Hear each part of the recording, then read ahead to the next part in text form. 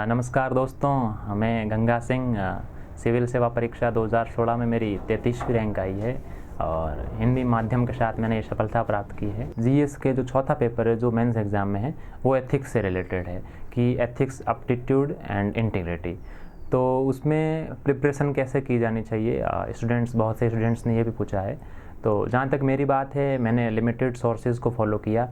जैसे कि second ERC को मैंने बहुत ही अच्छे से पढ़ा और किसी कोचिंग के मटेरियल की बजाय अगर आप धरातल के एग्जाम्पल्स के ज़रिए या फिर गवर्नमेंट का जो मटेरियल है, जैसे सेकेंड ईआरसी की जो रिपोर्ट है, पॉलिटिकल थियरी की जो 11th की एनसीईआरटी है और जो करंट के रिसेंट के कोई एग्जाम्पल्स है, उनकी बातों को अगर एथिक्स के पेपर में लिखेंगे तो आपको अच्छे मार्क्स मिलेंगे।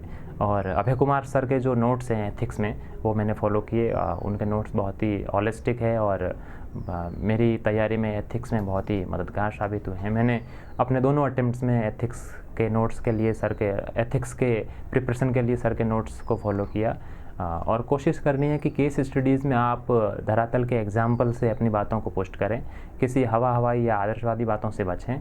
और जो शुरुआत के जो 8 ट्रेडिशनल क्वेश्चन आते हैं उनमें भी बहुत ही सहज भाषा में जैसे आप हैं उसी प्रैक्टिकल वे में आंसर करने की कोशिश करें।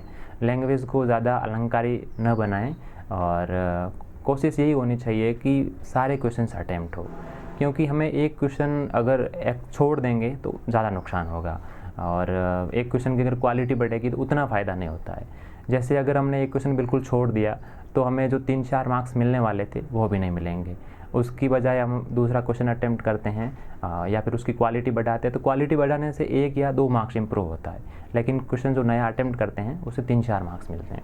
तो कोशिश यही होनी चाहिए कि सारे के सारे क्वेश्चंस अटेम्प्ट करें, शुरुआत के क्वेश्चंस अच्छी लिखावट में लिखें।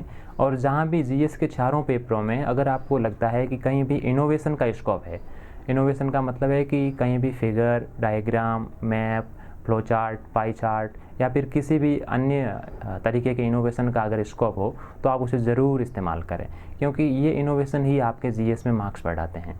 इनसे क्या होता है कि आपका आंसर थोड़ा सा मोनोटोनस से अलग होता है और जैसे ही एग्ज़ाम में मैप या डायग्राम दिखता है तो एग्जामिनर की नज़र उन पे ज़रूर जाती है और उससे आपको आधे नंबर का, 1 नंबर का या 2 नंबर का जो भी फ़ायदा होता है ज़रूर फ़ायदा होता है। जैसा कि मैंने जीएस के फर्स्ट पेपर में जो पहला क्वेश्चन था उसमें स्तूपा बना करके वहाँ की पेंटिंग्स को बताया था। सेकंड क्वेश्चन में विजयनगर के बारे में पूछा गया था तो मैंने मैप के ज़रिए बता दिया था कि विजयनगर यहाँ था, वहाँ पर कला के ये प्रदर्शन हुए थे।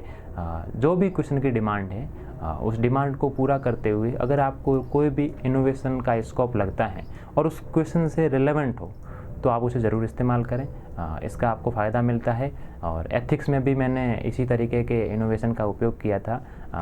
एक फ्लो चार्ट के ज़रिए भी कुछ बातें बताई थी, एक प्रोसीजरल चार्ट के बारे में भी कुछ बातें बताई थी।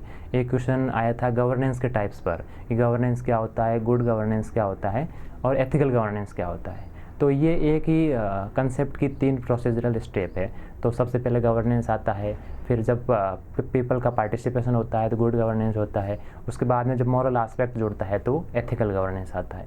तो जहाँ भी आपको इनोवेशन का स्कोप लगे वहाँ इनोवेशन का आप ज़रूर इस्तेमाल करें और अपने आंसर्स को एकदम सिस्टमेटिक वे में लिखें। जीएस में ये बातें आपको ध्यान रखनी हैं।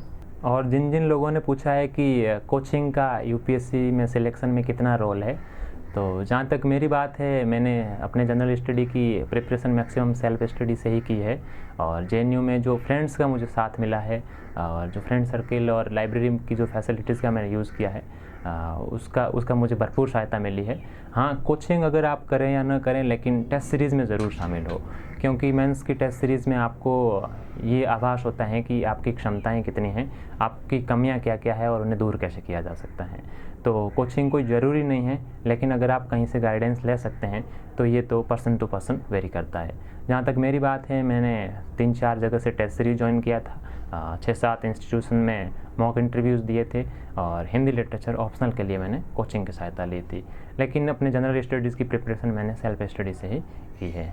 और साथियों, अगर आपको इस YouTube channel daily knowledge track से फ़ायदा मिलता है तो आप इसे ज़रूर सब्सक्राइब करें, कमेंट करें, शेयर करें।